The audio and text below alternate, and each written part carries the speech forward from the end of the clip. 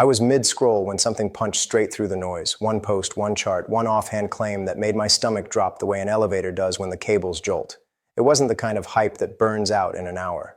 It was colder than that. Methodical. The implication was simple. The float everyone thinks exists might not.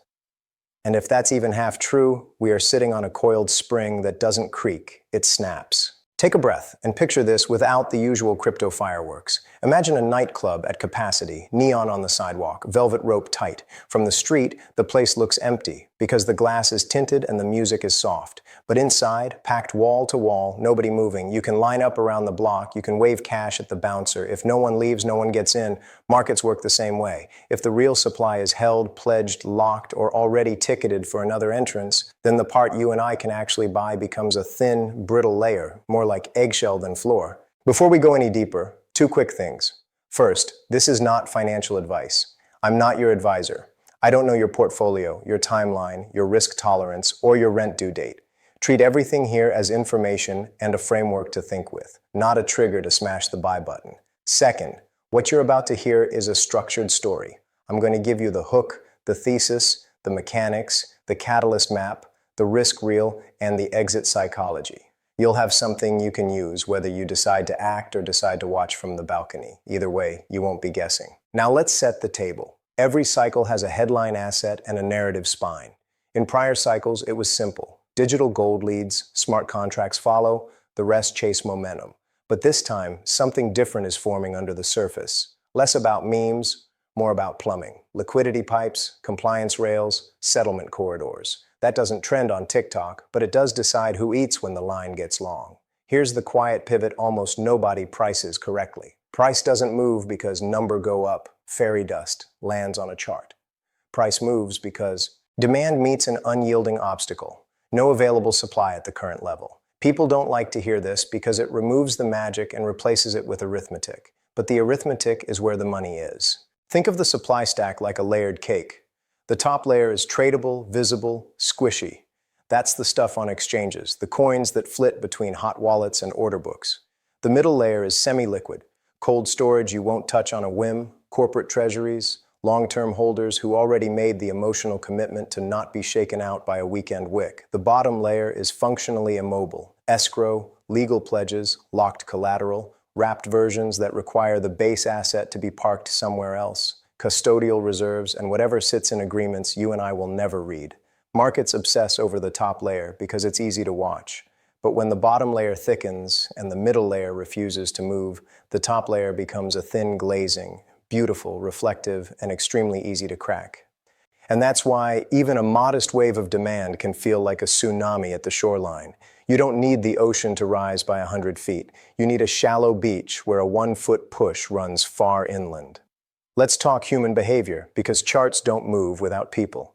Retail psychology is wired to assume availability. You open an app, you expect a green button. If the green button is there today, it'll be there tomorrow. That assumption is the single biggest vulnerability in any scarcity event. Scarcity does not announce itself on a timer. It materializes in layers, then it looks obvious in hindsight. First exchanges get a little thinner, then withdrawals become a tiny bit stickier, then quotes slip for size. Then a rumor runs the block about a big fish filling off-book. Then the candles look weird. Long upper wicks, gaps in depth, spreads that snap shut and then pop open like a bad hinge. Only when the door actually sticks do most people realize the house is full. You don't need to hypothesize conspiracies to explain this. You just need to accept that large buyers don't care about your interface. They care about certainty of fill and certainty of custody. If they want tens of millions of units, they're not standing in the same checkout line as us. They're wheeling a pallet through a different entrance. Here's the uncomfortable question that separates spectators from students. How much of the thing you think is on the shelf is actually on the shelf? Not how much exists in the universe, not how much is on a white paper. How much is sitting there right now in the portion of the market that your button can reach at the price the chart shows you? If you've never asked that, you're not investing, you're sightseeing. Now I'm going to give you a clean framework to work with for the rest of this video, and we'll build on it section by section, float reality versus float mythology. What's the tradable float today, and how does it shrink or expand as the environment changes? We'll break down layers, exchange inventory, OTC sourcing, custodial stock, wrapped collateralization, and long-term hands. Pathways of demand, retail channels, institutional pipes, ETF-like sinks, and operational usage.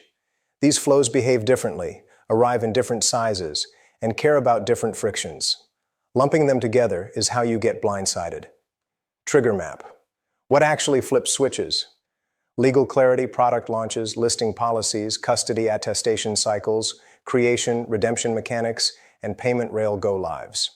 We'll put them on a timeline so you can see why certain quarters matter more than others. Scarcity math. No hopium, just mechanics. How thin floats multiply moves, why slippage accelerates, how a one-way door creates gapping scenarios, and where volatility hides before it erupts. Psychological traps and the professional playbook. Retail's biggest errors during squeezes, why dips mutate, and how pros stage entries and exits without narrating them on social media.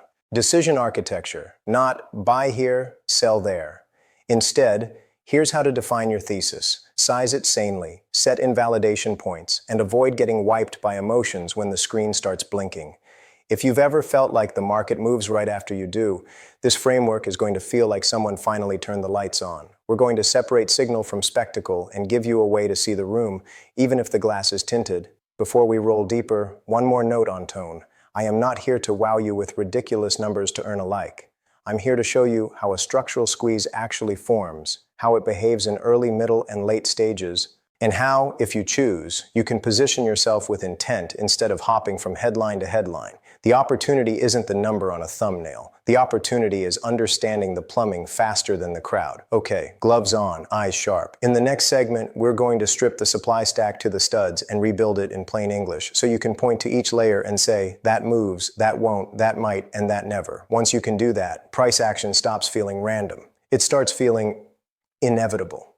So let's rip the curtain back. Everyone talks about XRP's 100 billion supply like it's one giant open buffet. But when you strip away the surface, what's really left on the plate is a fraction. Tiny, fragile, and shrinking by the week. Here's how it really looks once you map it out. Ripple itself still holds around 35 billion XRP locked in escrow. That's not speculation. That's in their reports. Another 3.5 billion sits in Ripple's own wallets, completely under their control. Then you add the founders, Chris Larson with about 2.3 billion, Arthur Brito with another 1.3 billion. Right there, you're staring at more than 40 billion XRP in hands that aren't selling to you, me, or anyone logging into Coinbase. Now let's take a breath. That's 40% of the supply frozen, out of play. 40% that can't create liquidity in public markets. Suddenly, the number floating in headlines, 100 billion, feels misleading, right? Because the actual accessible portion isn't 100 billion. It's not even half that. And here's where it gets heavier. Analysts digging into exchange wallets estimate that retail investors like you and me might only control about 15% of the supply. 15%. Out of 100 billion, that's just 15 billion XRP actually in the hands of everyday holders, actually circulating in places you can buy or sell. Picture it like this. You walk into a pizza party. You think there are 8 slices waiting, but 4 were eaten before you showed up. 2 were wrapped up in foil for later, and the host already promised 1 more slice to a friend. What's left for you and everyone else in the room? Just a thin scrap of the pie. That's XRP's liquidity pool right now, an illusion of abundance that once you pull the wrapping back, looks alarmingly scarce. And this matters because institutions are already nibbling at those scraps. Purpose Investments in Canada holds nearly 30 million XRP. 3iQ, another fund, holds about 45 million. Small numbers compared to billions, sure, but these are just early footsteps. These aren't the whales yet. These are minnows in suits. Imagine what happens when BlackRock, Fidelity, or JP Morgan steps in through a spot ETF. These aren't players who nibble. They feast, which brings us to the trigger most people still aren't ready for. ETFs. Spot ETFs are not about retail speculation. They are about opening the floodgates for trillions of institutional dollars to flow into assets like XRP through the same brokerage apps people already use for Apple or Tesla stock. No new exchange accounts, no wallets, just buy in a Fidelity dashboard. That's convenience at scale, and it doesn't take millions of new investors. It takes one pension fund rebalancing a few basis points, one insurance giant shifting a sliver of their float. That alone can wipe out what's left of the accessible XRP supply. And now layer this on top. Exchange reserves are bleeding out. If you want proof of scarcity, you don't look at price. You look at inventory. Coinbase alone had 970 million XRP in cold wallets earlier this year. Fast forward a few months, and those wallets were emptied, down to zero. Zero. Think about what that really means. Exchanges are the grocery store shelves of the crypto market. When shelves are stocked, nobody panics. But when the shelves run bare, people rush in, grabbing whatever's left. That's what's happening with XRP right now. The shelves are thinning, the backroom inventory is gone. And the truck? The truck isn't coming because the supply isn't out there to restock.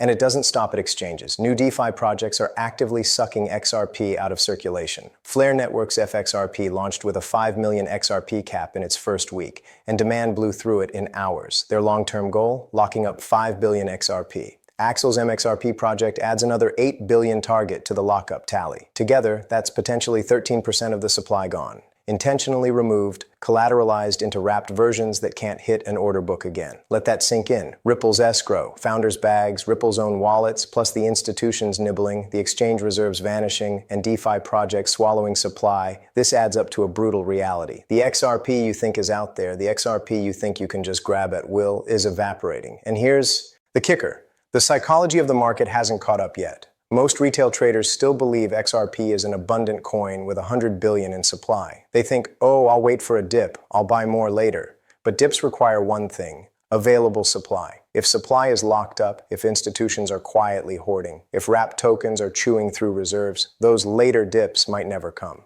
And this is where history becomes your guide. Look back at Bitcoin in late 2020. PayPal, Square, and Grayscale started soaking up BTC. What happened? Exchange reserves collapsed to multi-year lows, and retail was forced to buy higher and higher as supply dried up. Now apply that same dynamic to XRP, but amplify it. Because XRP's float is smaller, its supply stack more constrained, its ecosystem already wiring into banks and payment rails. The scarcity shock hits faster and harder. And don't miss this, because it's the part most people gloss over. Unlike Bitcoin, which institutions hoarded for store of value reasons, XRP was engineered for liquidity. It's not a museum piece, it's plumbing, which means when institutions and ETFs plug it into their systems, they won't be slowly stacking for a rainy day.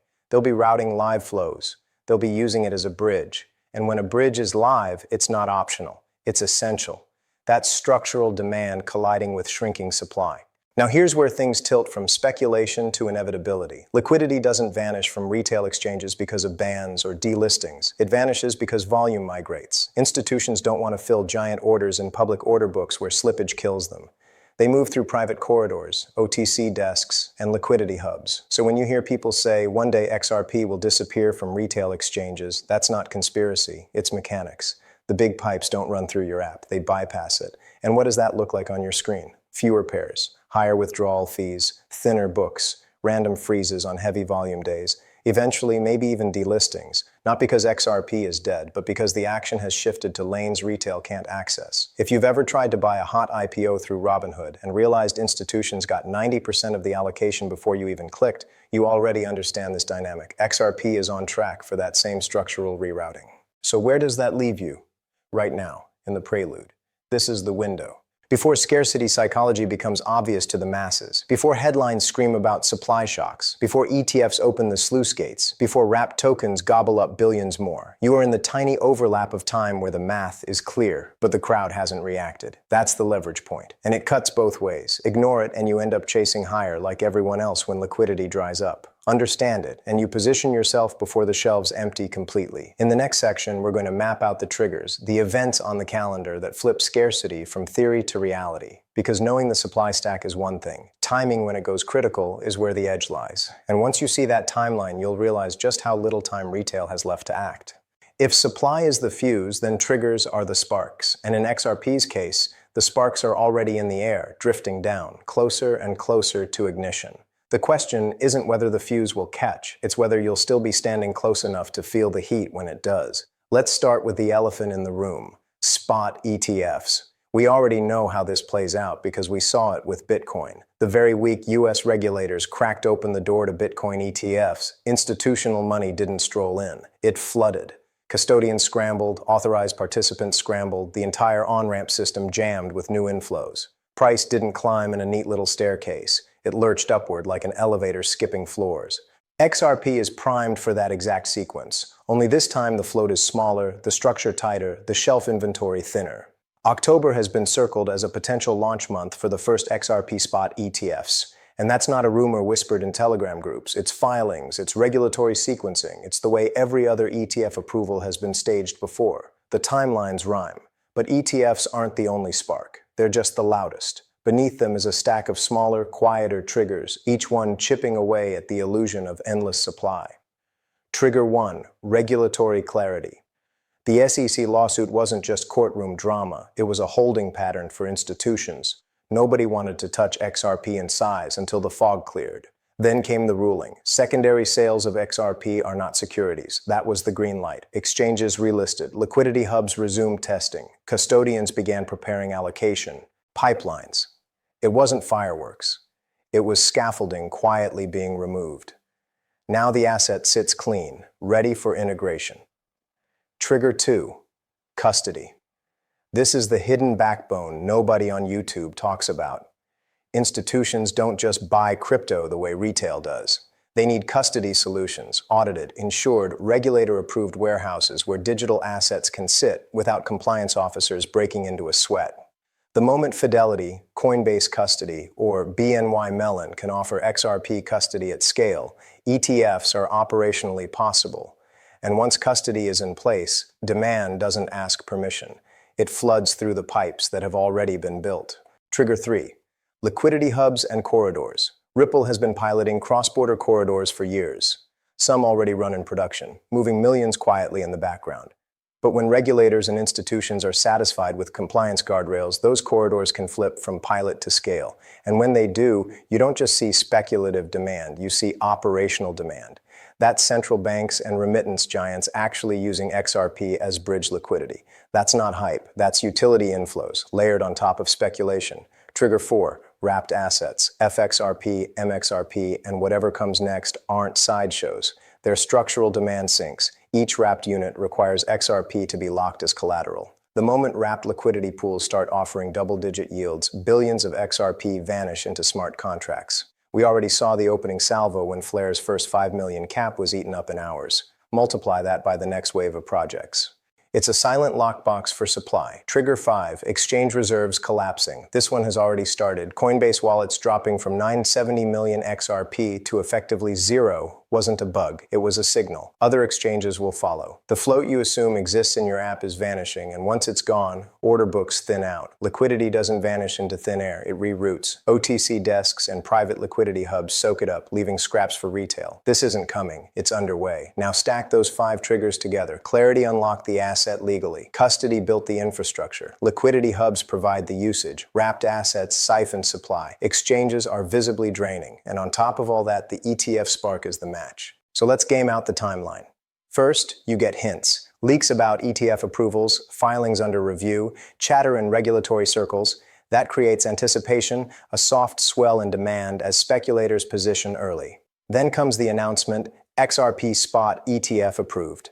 The headline itself is, enough to create a tidal wave of inflows. Retail surges in. Institutions finally cleared to act, start filling positions through custodians. Exchange reserves, already thin, can't keep up. Order books slip, spreads widen, prices gap higher. Not step by step, but in violent jolts. Within weeks, maybe days, wrapped assets start draining even more supply. DeFi investors see yields, lock up XRP, and remove it from circulation. Liquidity hubs scale. Banks and remittance services start running real corridors. Suddenly, this isn't just a speculative pump. It's a structural repricing. The market isn't deciding if XRP should be higher. It's being forced higher by mechanical scarcity. And here's where the psychology detonates. Most retail investors are wired to wait. They think, I'll buy the dip after the first spike. But dips are made of one thing, available supply. And when supply is this thin, dips mutate. They don't look like 40% pullbacks where you can reload comfortably. They look like 8% retraces in the middle of a 300% run-up. Blink and you miss it. hesitate, and you're chasing candles that won't stop. That's why the ETF spark is so much more dangerous than people realize. It doesn't just invite demand, it invites demand into a room where the shelves are already bare. You don't need every institution piling in. You just need one or two, and the rest of the dominoes fall. Pension funds follow sovereign funds. Hedge funds follow asset managers. Market makers reposition. Before long, retail investors are left refreshing their exchange app, wondering why they can't get size at any price that makes sense. And let's not forget the global angle. Central bank digital currencies, CBDCs, are useless in isolation. They are siloed unless they can interoperate. That interoperability requires a neutral bridge. And XRP was designed to be exactly that. Once CBDC pilots flip to production, corridors light up, and XRP demand becomes sovereign level. At that point, the conversation about whether XRP can hit $10, $20, or $50 is almost silly. Institutions will be thinking in trillions of settlement flows, not speculative candles. Now, some of you are thinking, okay, but what if the SEC or regulators stall again? Fair. Timelines can slip. Headlines can mislead. But here's the thing. The sequence has already been unlocked. The lawsuit clarity is behind us. Custody solutions are already being built. Liquidity hubs are already live in pilot form. Wrapped projects already exist and are expanding. Exchange. Reserves are already collapsing. These aren't hypotheticals. They're dominoes already tipped. The ETF is just the loudest one in the chain. So, what's the edge for you? It's simple. Recognize the calendar before the crowd does. October and Q4 are already hot zones for filings. The next 6 to 12 months are likely to bring wrapped lockups, ETF launches, liquidity corridor expansions, and exchange depletion headlines. If you know that sequence, you're not surprised when price gaps. You're already positioned. Think of it like a storm forecast. Most people look out the window and decide if it's raining. By the time they grab an umbrella, they're already drenched. You, on the other hand, are looking at the radar map. You see the system building offshore, the pressure dropping, the wind bands tightening. You don't wait for raindrops. You move before the first gust hits. That's the power of the trigger map. And this is where we pivot. We've mapped the supply stack. We've mapped the trigger sequence. Now, in the next section, we're going to drill into the scarcity math itself, the mechanics of what happens when thin floats meet surging demand. Not hype numbers, not wild $500 predictions, just the raw physics of order books, slippage, and exponential repricing. Because once you see how the math plays out, you'll understand why this isn't just another pump. It's a structural re-rating of XRP's value. So here's where we land. We've pulled back the curtain on supply, traced the triggers on the calendar, and run the math on what scarcity really looks like when institutional pipes collide with retail assumptions. And the conclusion is simple, but powerful. XRP is not the wide-open market people still imagine. It's a shrinking float caught in the crosshairs of some of the biggest capital flows in history. Now, this doesn't mean everyone watching should panic, mortgage their house, or chase every green candle. That's the opposite of the point. The real edge here is understanding the mechanics before the headlines do. Because once it's in the headlines, it's already too late. Professional investors think in probabilities and positioning, not predictions. They don't ask, will this go to $10 or $100? They ask, what happens to my risk if the available float is only 15% and ETFs absorb half of that? They ask, what's my plan if exchanges thin out and order books vanish? That's the level of thinking that separates spectators from participants. For retail holders, the best takeaway is this. Don't assume availability. Don't assume the green buy button will always be there, or that one more dip will always present itself. If history repeats, and it usually does, most of the real move will happen before the majority of people react. Scarcity shocks don't give you time to debate. They reward those who prepared when things were quiet. And yet, it's also important to keep perspective. Markets are volatile. Narratives shift. No single video, tweet, or projection should ever dictate your financial future. That's why I always circle back to this. Do your own research, know your own risk tolerance, and make decisions you can live with. No amount of FOMO is worth sleepless nights or reckless bets.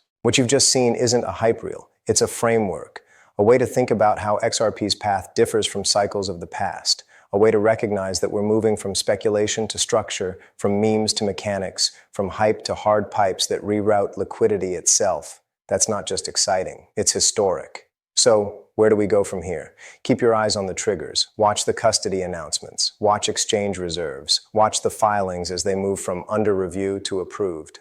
Each of those is a mile marker on the road to scarcity. And if you're paying attention, you won't need anyone else to tell you when the market has changed. You'll already see it in the data. If you've made it this far, thank you. This channel exists to cut through noise and help you connect the dots with clarity. If that resonates with you, hit subscribe, drop a comment, and share this with someone in the XRP community who needs to see it. The more people who understand the mechanics, the stronger we all become.